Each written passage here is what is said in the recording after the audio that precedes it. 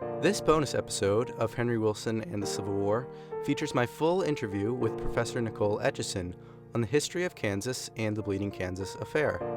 Professor Etcheson is the Alexander M. Bracken Professor of History at Ball State University and has published and contributed to the publishing of many works on the history of the Midwest and the Civil War. I hope you enjoy our discussion.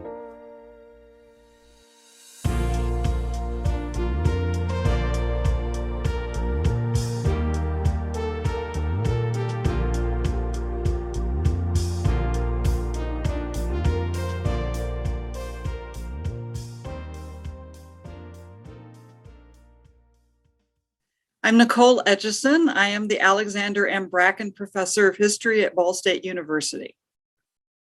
So my first question is kind of what is like the brief history of Kansas up to the point of where they're, being considered to become a state, if that.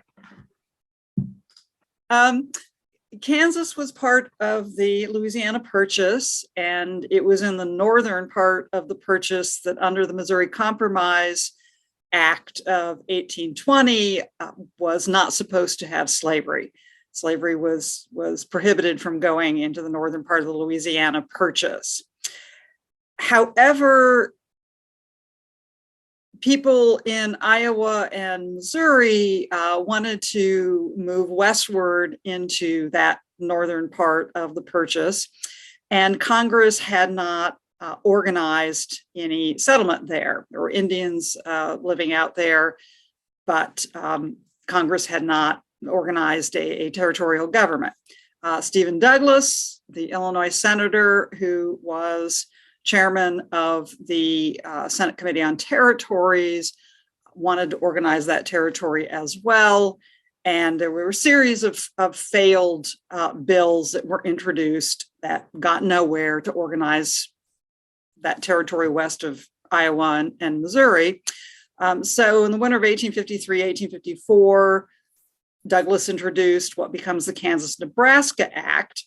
And in order to get Southerners to support the Kansas-Nebraska Act, Douglas removes the prohibition on slavery and replaces it with popular sovereignty, that whoever settles out there will get to vote to decide whether or not to have slavery.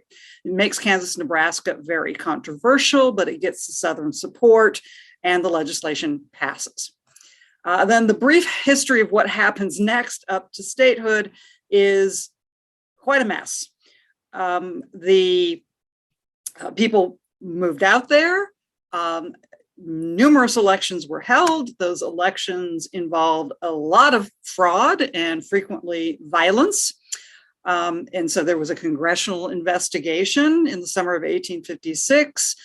There was fighting that broke out between the free state settlers, the people who wanted to make Kansas a free state, and pro-slavery settlers, primarily from Missouri. And eventually, by about 1858, the free staters who had the numerical majority began to win at the elections. And they won at the elections because they finally got territorial governors who threw out fraudulent returns. They'd been boycotting elections because of the fraud. But by 1858, there's kind of a turning point where the free staters, who everybody kind of knew had the numerical majority, finally start winning the elections. But when they apply to come in as a state, Southerners who are angry will not vote for Kansas statehood in 1859. So it's actually, Kansas becomes a state in January of 1861 during the secession crisis, when the Southerners resign their seats in Congress. Then finally a statehood bill that admits Kansas as a free state is adopted. Yeah. So of course, kind of in that period, there's this struggle of was dubbed kind of bleeding Kansas. So Yes. If you could go kind of a little deeper into like what the actual forces were to play between the two governments, forces in Kansas. Okay. In some ways, the period of Bleeding Kansas can be considered very short. It's often applied just to that summer of fighting in 1856.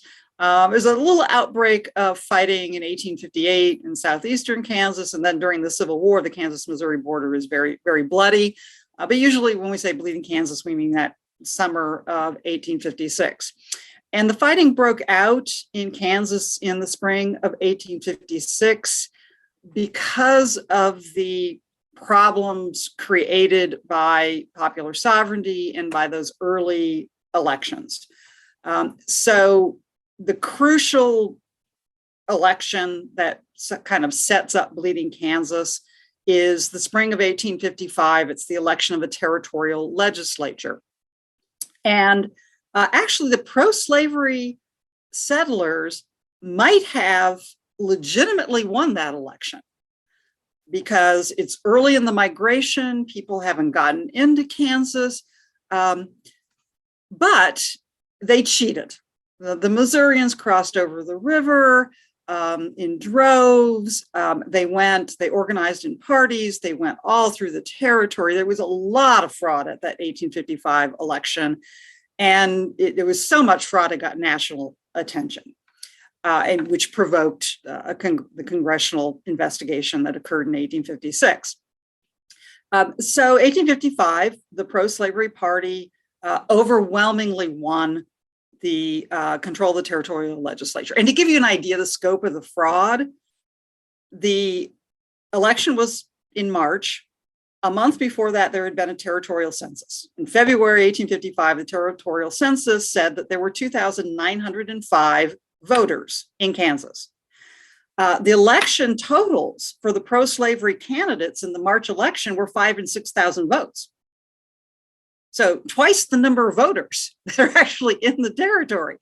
So you can see why this caused people to scratch their heads throughout the nation and say, if you only got less than 3,000 voters, how are your candidates getting 5,000 or 6,000 vote totals? Well, because of this fraud. So the Midwesterners and the very small number of New Englanders who were in the territory in spring, summer of 1855 rejected this fraud, said, we can't vote. And some of them had actually been kept from the polls by armed Missourians. And so they set up their own extra legal government, something called the Topeka Movement, because they met at the settlement of Topeka. The federal government did not recognize them. The federal government, in fact, will call the Topeka Movement treasonous. The federal government recognizes this pro-slavery legislature that's sitting at the territorial capital of Lecompton. So right off the bat, you have in 1855, two different governments. One government that the Free Staters say, we really represent popular sovereignty, but we can't make ourselves heard at the polls. And the other government that is the legal pro-slavery, but fraudulently elected territorial government. And through 1855, 1856, there are clashes, particularly surrounding Lawrence, Kansas, which is the principal New England settlement. Or if you are a Missourian, you would say that Lawrence is the principal abolitionist hellhole in Kansas territory. And so the people of Lawrence do not recognize, and the Free Staters in general do not recognize the authority of the territorial government. And that set off clashes over essentially law and order. The territorial sheriff would try to enforce his authority in Lawrence, and the people of Lawrence would resist. And that was happening there were problems over the winter of 1855, 1856. And in the spring of 1856, the territorial sheriff tried to make arrests in Lawrence. He failed. When he released the Missourians who were members of his posse, they looted the town. They destroyed the hotel. They destroyed the newspaper office because it was an damned abolitionist newspaper. And that made a big splash in the Eastern newspapers, although only one person died, and he was actually a Missourian. At the same time, John Brown in southern Kansas, he was part of a party of free staters on their way to Lawrence to save Lawrence from the pro-slavery sheriff. They find out they're too late, and so Brown goes off with a few of his sons and his son-in-law and another man or two. They go off into the countryside around Pottawatomie Creek, and they assassinate 5 pro-slavery settlers. And then at the same time, although people in Kansas may not have known about it, Preston Brooks beats Senator Charles Sumner on the floor of the Senate for the speech that Sumner had given on Kansas.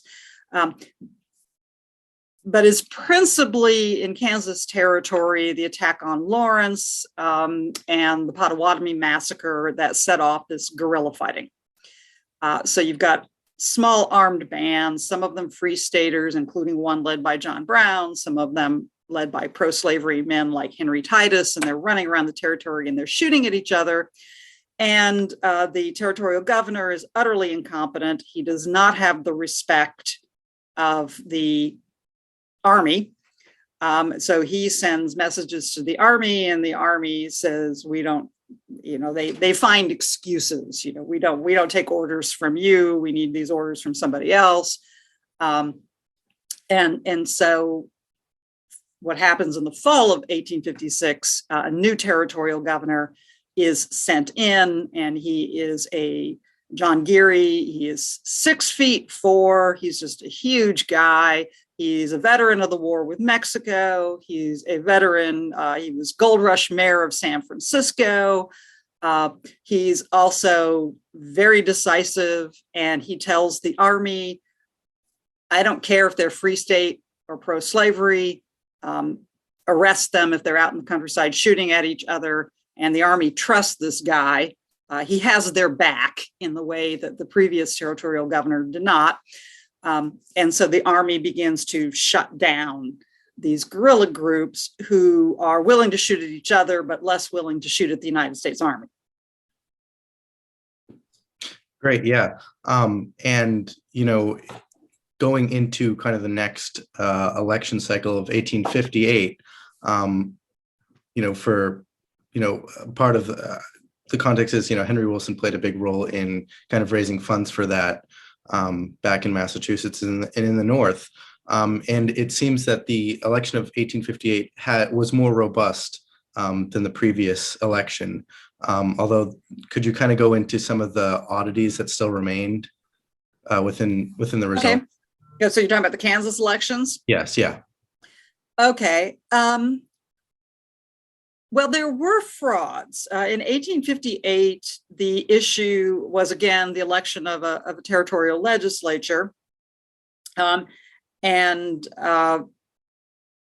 there were frauds in these elections. There were 2 little hamlets in eastern Kansas that had, maybe a half a dozen houses, and managed to return election rolls with thousands of votes for the pro-slavery candidates, which would give the pro-slavery party control of the territorial legislature. And one of those election rolls was the deputy territorial governor. He rolled it out on the floor, and it went for feet out on the floor. And it was in alphabetical order. Adams voted before Baker, who voted before Cole. It's like, really? People come in to vote in alphabetical order? It turned out that the voter roll had been copied from the Cincinnati directory.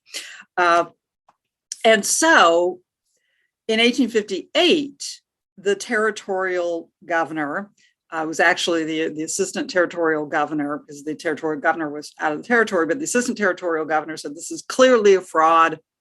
I throw it out. In 1855, at those elections, the fraud was pretty well known, but the territorial officials said they could not, quote, go behind the returns, unquote. These are the certified returns we were given. So even though there are thousands more votes than there are voters in the territory, these are the returns. We get a pro-slavery legislature. So the key difference in 1858 was the territorial officials who said, no, this is clearly fraud. We throw it out. The Free Staters win the election. And the pro-slavery party had actually hid the original returns in a wood box that was discovered, and the papers were taken to the territorial officials in Lecompton. And in between, it may be important to note, the territorial officials, as of 1858, had worked really hard, because from 1855 through some important votes in 1857 and early 1858, the Free Staters had refused to participate. They held their own elections. They did their own thing. They did not participate in the general territorial elections, because they said, there will just be this fraud, and we won't get an honest vote. And by participating, we will be seeming to endorse this process. So in 1858, the territorial officials had worked really hard to reassure the Free Staters, we will give you honest elections. And they did. But that was in the face of these continued efforts at fraud. So after that, there was, the Senate and Congress was deciding whether to admit the, Topeka or the Lecompton Constitution. And that, created a rift between President Buchanan and Senator Douglas. Could you give kind of some kind of background, or not, I suppose it wouldn't be background, but explanation to that rift in the party? Okay. Well, I'll briefly say in 1856, the Topeka movement submitted a constitution to Congress, the Topeka Constitution for Kansas to be a free state. And Senator Douglas and the majority of members of Congress just said, this Topeka government has no legal standing. We can't give any credence to this free state constitution. The Topeka Constitution was introduced by some Republicans, but it was just considered not a legitimate product, because the Topeka movement, the free state movement, was not recognized as a government in Kansas. And in fact, some leading members of the Topeka movement were arrested in 1856 and held on charges of treason for usurping government office in Kansas. Okay, 1857, Congress authorized the election of a constitutional convention. And this was one of the elections that the Free Staters boycotted. They said they thought the election process was rigged against them. They refused to participate in it. And so it was a overwhelmingly pro-slavery constitutional convention. And this put the Buchanan administration in kind of an embarrassing situation, because Buchanan was wedded to popular sovereignty, and yet everybody who knew anything about Kansas Territory realized that the delegates at Lecompton in 1857 didn't represent the actual settlers, because the Free Staters had not participated.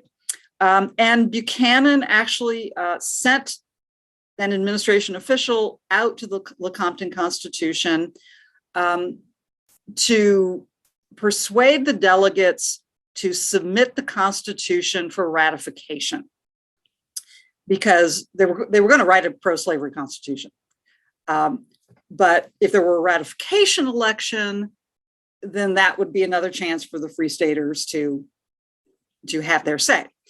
So what the Lecompton Constitution delegates came up with, they came up with a ratification election where the voters could choose Lecompton with slavery or the Lecompton Constitution without slavery. They could not reject the Constitution. There was no up or down vote. We don't want this at all. You just got a choice between Lecompton with slavery, which meant Kansas would be a slave state, or Lecompton without slavery, which meant no future importations of enslaved people. And the Free Staters said, this is no choice at all. This isn't popular sovereignty. And they refused to participate in the ratification vote. So Lecompton with slavery went to Congress in fall 1857. Kansas is asking to come in as a slave state. And here was where the break between President Buchanan and Senator Douglas took place. James Buchanan, who was really desperately afraid that Southerners would secede from the Union, because that's what they were telling him. We don't get, Kansas wants to come in a slave state. We don't get Kansas as a slave state. We're out of here. So Buchanan chose the phrase that the Lecompton Constitution was the lawful result of a lawful process. Douglas, who's up for re-election in Illinois in a year, and is hearing from a lot of Northerners that this is just outrageous, says this does not represent popular sovereignty.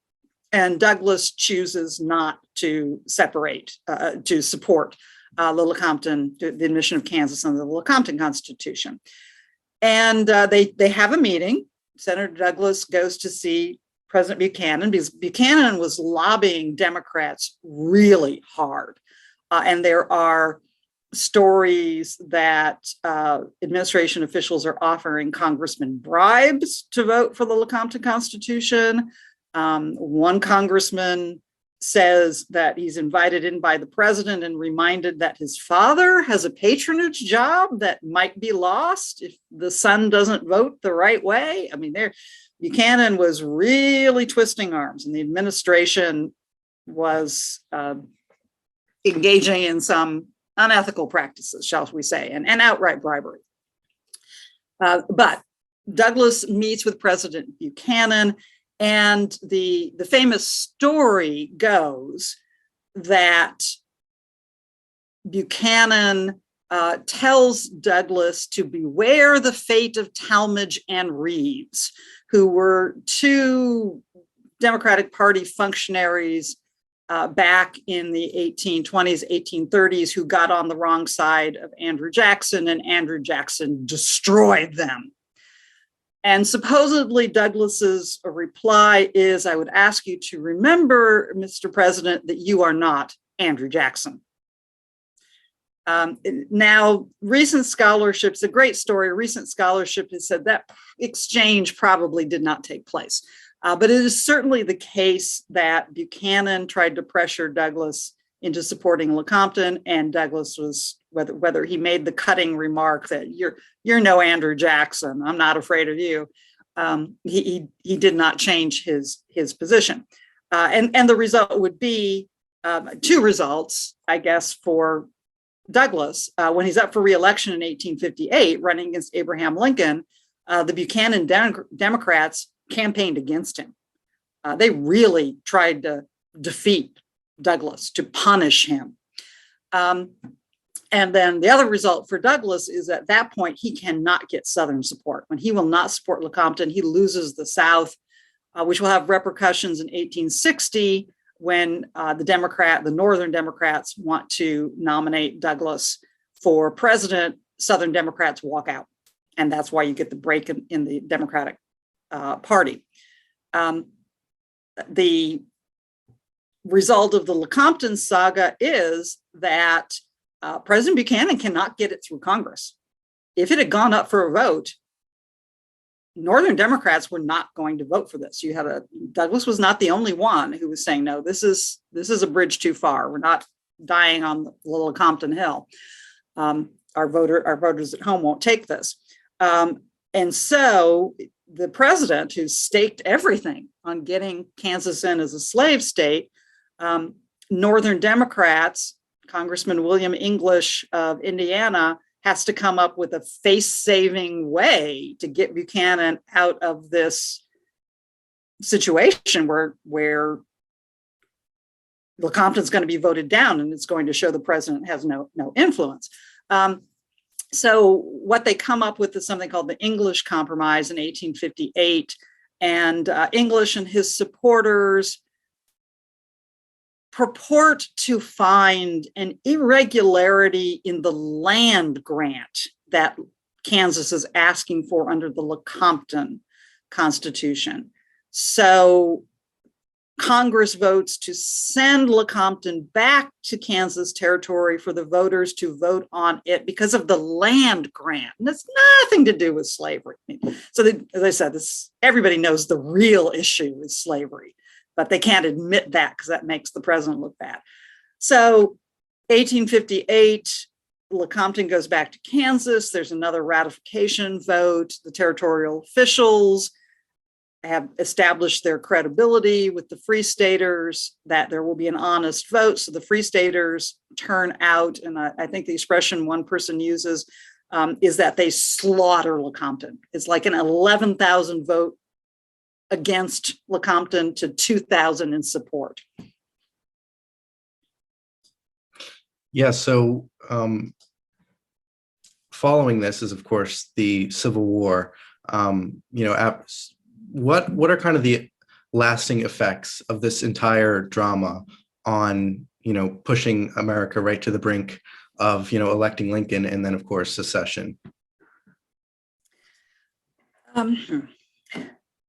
Kansas does a lot to bring on the Civil War.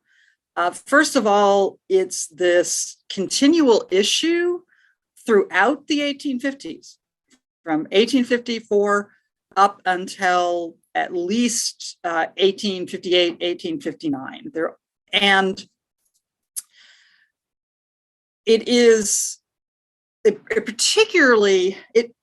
Kansas radicalizes both the North and the South. And it radicalizes the South in the sense that white Southerners say, we're winning the elections. We want control of the territorial legislature. And yet people are arguing that we don't have the right to pass these measures. And with Lecompton, that it was, as Buchanan said, it was a legal result of a legal process. If the Free Staters chose not to vote, well, that's their problem. And so the continual roadblocks that Southerners feel are being put up when they are winning the elections, having those results certified, but still Northerners say, no, you can't have slavery in Kansas. And in particular, it creates the figure of John Brown. John Brown emerges. As a historian of Kansas, I don't think that Brown is always the most important figure. Our fixation on Brown causes us to lose sight of people like Charles Robinson, the Free State governor, who was from Massachusetts, from Fitchburg, Massachusetts. His wife, Sarah, who was the leading propagandist for the Free State cause. Jim Lane from Indiana, who was the leader of the Midwesterners who joined the Free State movement. These are the people who are actually carrying out the Free State movement. Brown is always sort of on the fringes of that movement, but it is the case that Brown's a catalyst. The violence that Brown commits in spring of 1856 helps bring about Bleeding Kansas. And then Harper's Ferry. in October of 1859, when Brown turns up, this abolitionist who calls himself Captain Brown from Kansas, and his recruits. By 1859, Brown has still got sons, but he's also gathered these men who fought under him in Kansas. He's gathered young men who know about him from his exploits in Kansas. And they're willing to go to Harper's Ferry and try and start a slave insurrection. And no matter what Abraham Lincoln and the Republicans say in 1859 and 1860, that they are not John Brown, that John Brown is not a Republican, that Republicans do not advocate violence, white Southerners do not agree. John Brown tried to start a slave insurrection. Slave insurrections get enslavers murdered. They always refer to Nat Turner's rebellion. And they fail to see the difference between what the Republicans and Lincoln say are their nuanced position about we only oppose slavery's expansion to the territories, with John Brown, who is a radical, violent abolitionist. So I think Kansas radicalizes white Southerners. It also radicalizes Northerners, because Northerners were, particularly Midwesterners, willing to accept popular sovereignty. It's like, fine, we'll go to the territories, we'll vote. Douglas says this is the American way, but then they can't vote. And there is the fraud and the violence of the pro-slavery party, keeping them from the polls. And they, as I said, Sarah Robinson is the Free State propagandist. She's not the only one. The settlers in Kansas, the northern settlers, they're writing back to their former legislators, they're writing to their neighbors, they're writing to newspapers in the Midwest and the East, and they are talking about the oppression, the tyranny that they are suffering under the capital slave power. And it radicalizes Northerners also towards a more abolitionist stance. The Robinsons, the New England settlers were likely to be abolitionists. The Midwesterners were generally not. And Jim Lane was a former congressman from Indiana, becomes a prominent member in the Free State movement. He's openly racist early on. Later on, he'll become a radical Republican during the Civil War and Reconstruction. But it's in fact when, in the 1860s, when Lane is in the United States Senate, that he says, it was in Kansas that we, the white settlers, realized that the slave power was a threat to our liberty, not just to enslaving African Americans. And this is a point Charles Robinson made in a July 4th address in 1855 in Lawrence, where he said, we not only have to see slaves in Missouri, but we are being made slaves ourselves. So white Northerners become radicalized. They see the slave power is trampling on our political rights in order to put slavery into Kansas. It's not just African Americans who are the victim of the slave power. And so a lot of these free staters become more and more abolitionist. Perfect. So that was kind of my final question on Kansas, but I have one more final question that I've asked everyone I've spoke to so far. And it is, to what degree have you heard of Henry Wilson, before I reached out to you? Well, I knew that he was a Massachusetts congressman. I'm working on a book now on suffrage in the post-Civil War era, and I know his name is turning up in my notes, but I couldn't tell you too much concrete about him without going back and rereading my notes. Okay, great. That's more than some others have known. So, but thank you so much for taking the time. I really enjoyed speaking with you, and I think this will add a lot to the podcast. Oh, good. I hope it's helpful. Absolutely. Yeah. Thank you very much. You're welcome.